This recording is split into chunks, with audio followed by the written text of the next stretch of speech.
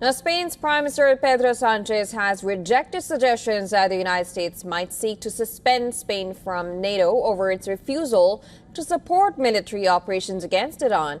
And speaking on the sidelines of an EU summit in Cyprus, Spanish Prime Minister Sanchez described the war in Iran a big mistake and expressed hope for rapid de-escalation through diplomacy.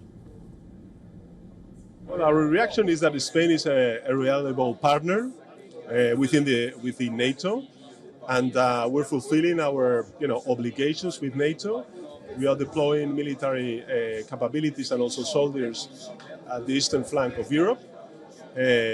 So therefore, no worries at all. From my point of view, this war is illegal. It's a big mistake, and I hope that in the near future we can face a de-escalation and, of course, a way out, thanks to diplomacy and not thanks to wars. The Spanish PM's remarks come following a Reuters report citing a U.S. official who said the Pentagon outlined suspension option in an email looking at ways to punish NATO allies that declined to support U.S. and Israel in the war against Iran. Dismissing the report, Pedro Sanchez said that his government works on official documents, not leaked emails. He added in Spanish that Spain's cooperation with allies is always within the bounds of international law. NATO officials have made it clear that there is no formal mechanism to suspend or expel a member from the alliance. Sanchez has repeatedly found himself in Trump's crosshairs since the Republican president returned to office in January 2025.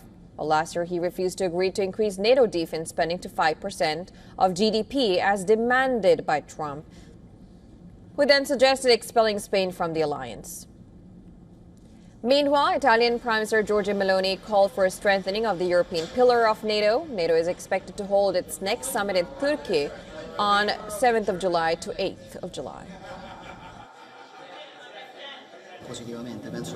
I think NATO must remain united. I believe it is a source of strength in the current context. I think we need to work to strengthen it. I think we need to work to strengthen the European pillar of NATO, which is what we are obviously doing, given all the issues you are aware of regarding defense. The European pillar must clearly be complementary to the American one. You know what I think about the unity of the West and the role of the West, so I always believe in the idea that it should be strengthened.